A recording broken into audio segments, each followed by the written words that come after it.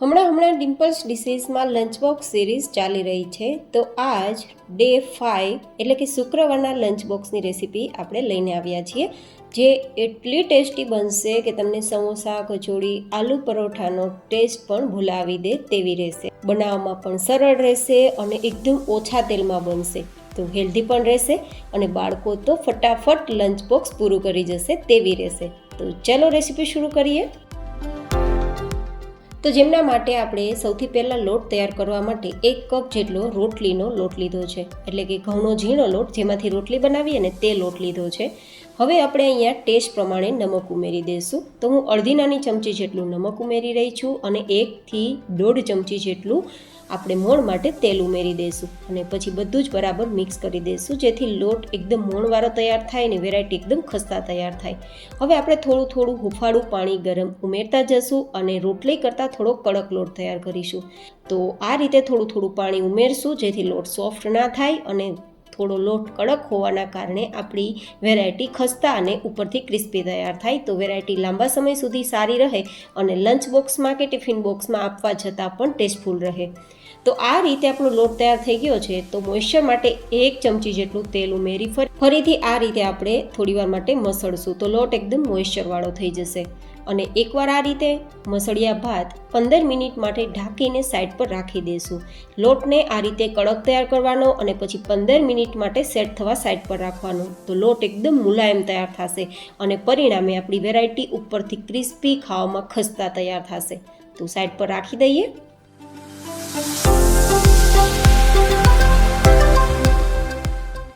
આપણો લોટ 15 મિનિટ સુધી સેટ થાય ત્યાં સુધીમાં આપણે એક સ્ટફિંગ તૈયાર કરવા માટે 1 ચમચી જેટલું તેલ ગરમ થવા માટે ગેસ ફ્લેમ પર રાખશું.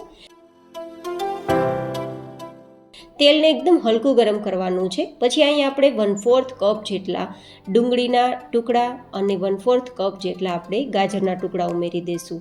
1/4 કપ જેટલા આપણે કેપ્સિકમના ટુકડા ઉમેરી દઈશું અને 1/4 કપ જેટલા આપણે ટમેટાના ટુકડા ઉમેરી દઈશું. સાથે 2-3 ચમચી જેટલા લીલા મરચાંના ટુકડા તીખાસ માટે ઉમેરી દઈશું. સાથે 1/4 કપ જેટલા મકાઈના બાફેલા દાણા ઉમેરી દઈશું અને 1/4 કપ જેટલા બાફેલા વટાણાના દાણા ઉમેરી દઈશું અને પછી બધી સબ્જીને સરસ મજાની સોતે કરવા માટે ચલાવી દઈશું અને ગેસની ફ્લેમ ધીમી રાખશું.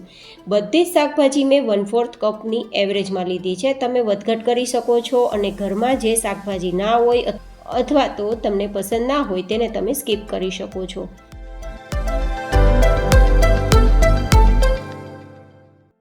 અહીં આપણે 1 નાની ચમચી જેટલું નમક ઉમેરશું, કારણ કે હજુ પણ આમાં 1 ઇન્ગ્રેડિયન્ટ્સ ઉમેરવાનું બાકી છે ને, તો તેને અનુસાર નમક ઉમેરેલું છે. હવે મિક્સ કરી દઈશું અને ગેસની ફ્લેમ ધીમી રાખી પાણીના ઉપયોગ વગર આપણી આ સબ્જીને 80 થી 90% જેવી સોફ્ટ કરવાની છે. 100% જેટલી સોફ્ટ નથી કરવાની, માત્ર આ સબ્જી ખાવામાં સોફ્ટ રહે અને ટેસ્ટમાં ક્રન્ચી ટેસ્ટ આપે એટલે સુધી જ, જેથી આપણે ધીમી ગેસની ફ્લેમ પર ઢાંકીને કૂક કરીશું.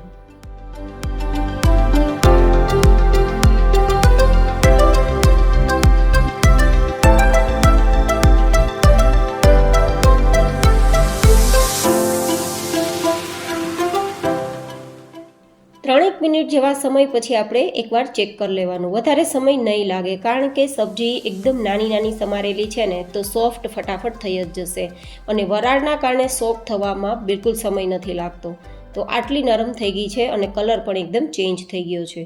તો હવે આપણે મસાલા ઉમેરી દઈશું, જેમાં 1/4 ટીસ્પૂન જેટલો હળદર પાવડર, 1 નાની ચમચી જેટલું ધાણા જીરું પાવડર અને 1 ચમચી જેટલું લાલ મરચું પાવડર ઉમેરશું અને મિક્સ કરીશું. અહીંયા તમારે ખટાશ અને મીઠાશ ઉમેરવી હોય તો લીંબુનો રસ અને ખાંડનો ઉપયોગ કરી શકો છો, પણ મને ખટાશ માટે ટમેટાનો ઉપયોગ કરેલો છે, તો વધારે ઉપયોગ કરવાની ઈચ્છા નથી અને જરૂર પણ નથી. જો કે તમે ઉમેરવું હોય તો ઉમેરી શકો છો. અને હવે આપણે અહીંયા બાફેલા બટેટા મેં જે લગભગ 3 થી 4 નંગ જેટલા લીધા છે, તેને આપણે આ રીતે હાથથી મસળી અને ઉમેરશું. આ રીતે તમે બટેટાને ઉમેરશો તો આપણો મસાલો ચીકણો પણ નહીં થાય અને ટેસ્ટફુલ રહેશે.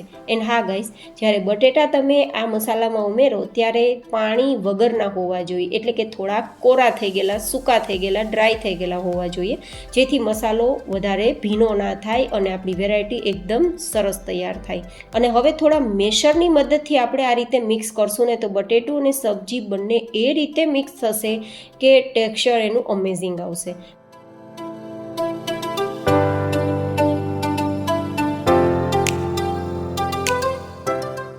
અને પછી આપણે તેને નીચે ઉતારી લેશું.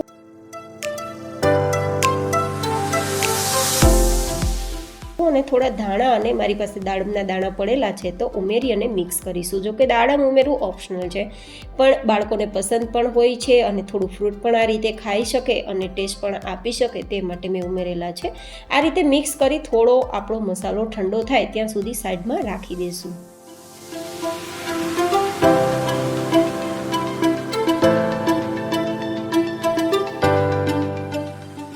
15 મિનિટ જેવો સમય થઈ ગયો છે અને લોટ આપણો એકદમ સેટ થઈ ગયો છે. જો ઉપર એકદમ દાણા દાણા થઈ ગયા છે, મતલબ આપણો લોટ એકદમ મુલાયમ તૈયાર થશે. હવે થોડી વાર મસળી લેશું એટલે મુલાયમ લોટ તૈયાર થશે. અને પછી આપણે એકદમ પૂરી વણતા હોય ને કેવડી નાની સાઇઝ હોય તેટલી સાઇઝનો લોટ હાથમાં લેવાનો, ઘઉંનો કોરો લોટ ડસ્ટ કરી અને પૂરીની સાઇઝ હોય તેવડી આપણે રોટી વણી લેવાની. બહુ મોટી રોટલી નથી કરવાની, થોડી નાની નાની જ કરશું. તો પૂરીની સાઇઝ જેટલી થિકનેસ અને તેટલી જ આપણે મોટાઈ રાખીશું.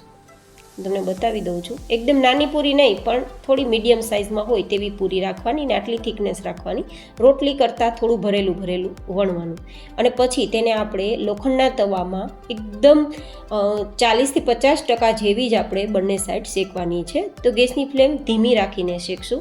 મીડિયમ કે હાઈ હશે તો બંને સાઈડ રોટલી બળવા લાગશે. તો આટલે સુધી જ, મતલબ 40-50% જેવી જ આપણે રોટલીને આ રીતે શેકવાની, જેને અધકચરી શેકેલી કહેવાય. આ રીતે કાચી પણ નહીં અને પાકી પણ નહીં. આટલે સુધી આપણી રોટલી શેકાઈ ગઈ છે. તો એને થોડી વાર માટે ઠંડી કરી લેશું. એટલે કે રોટલી ગરમ ગરમ હોય ત્યારે પ્રોસેસ નથી કરવાની. થોડી રોટલી આપણી ઠંડી થઈ જાય પછી તેમાં ટોમેટો કેચઅપ આપણે લગાવી દઈશું. આ રીતે તમને જો તેમને શાક રોટલી ખવડાવવામાં તકલીફ થતી હોય અને બાળક શાક રોટલી ના ખાતું હોય તો આ રીતે તમે શાકભાજીનો મસાલો સ્ટફિંગના રૂપમાં રોટલી ઉપર લગાવી વેરાયટી તૈયાર કરીને આપશો તો શાક રોટલી ખવાઈ પણ જશે અને નવી વેરાયટી હોવાના કારણે એ લોકો ફટાફટ લંચ બોક્સ પૂરું કરી જશે. હવે આપણે થોડો ઓરેગાનો સ્પ્રિંકલ કરીશું અને પછી મસાલો એક સાઈડ આપણે લગાવી દઈશું. થોડું વધારે લગાવશું તો વેરાયટી એકદમ સરસ લાગશે.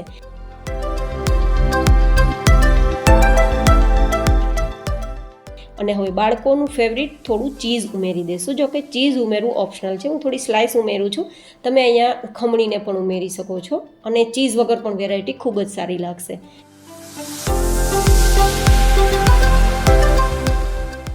અને હવે ઉપરનો ભાગ આ રીતે કવર કરી દઈશું અને પછી ફરીથી આપણે આ વેરાયટીને શેકી લઈશું. તો ઉપરના લેયર્સ એકદમ ક્રિસ્પી અને ખસ્તા તૈયાર થશે. તો ફરીથી એ જ તવા પર આપણે આપણી આ વેરાયટીને મૂકી દઈશું અને હવે આપણી ગેસની ફ્લેમ મીડિયમ રાખીશું. તો એકદમ સરસ ક્રિસ્પી લેયર્સ તૈયાર થશે. હવે આપણે અહીંયા જરૂર મુજબ થોડું થોડું તેલ અથવા ઘી લગાવશું ઉપર નીચે અને પછી ફેરવતા જશું અને થોડું ઉપરની સપાટી ક્રિસ્પી થાય ત્યાં સુધી આપણે આ રીતે કૂક કરીશું. તમારે થોડું સોફ્ટ જોતું હોય તો 1 થી 1.5 મિનિટમાં આ રીતે થઈ જશે. અત્યારે આ સપાટી જુઓ તમે, ખાવામાં થોડી ક્રિસ્પી થોડી સોફ્ટ છે, પણ જો તમારે વધારે ક્રિસ્પી કરવી હોય તો 1-2 મિનિટ માટે વધારે તમારે આ રીતે તવા પર રાખવાનું અને પછી બધી જ સાઈડ ક્રિસ્પી થાય ત્યાં સુધી કૂક કરી અને પછી નીચે ઉતારી લેવાનું. તો હવે આપણી સાઈડ એકદમ જોતા ઉપરથી ક્રિસ્પી થઈ ગઈ હોય ને તેવું દેખાય છે. જો આ જે તમને લુક દેખાય છે ને એ ઉપરની સપાટી ક્રિસ્પી થઈ ગઈ છે તેનું ઇન્ડિકેશન છે. આ જોઈને તમે સમજી શકતા હશો કે ઉપરની સપાટી કેટલી ક્રિસ્પી થઈ હશે. તો આ રીતે આપણી બધી જ વેરાયટી તૈયાર કરી લઈશું અને બાળકોના લંચ બોક્સમાં આપતી વખતે આપણે તેને થોડા ટુકડા કરીને આપશું જેથી તેમને ખાવામાં પણ પરેશાની ના થાય. તો હસબન્ડના ટિફિન બોક્સમાં હોય કે બાળકના લંચ બોક્સમાં હોય આપવા જેવી રેસીપી અથવા તો ક્યારેક નવું ખાવાની ઈચ્છા હોય ત્યારે બનાવવા જેવી રેસીપી તમને કેવી લાગી મને કોમેન્ટમાં જરૂર બતાવજો. આ વેરાયટીને માત્ર ટોમેટો કેચઅપ સાથે લંચ બોક્સ કે ટિફિન બોક્સમાં આપજો, જરૂર ખાવાની મજા આવશે તેવી રહેશે. તો ફરી મળીશું ડે 6 શનિવારના લંચ બોક્સની રેસીપી સાથે. ત્યાં સુધી stay healthy, stay happy, take care.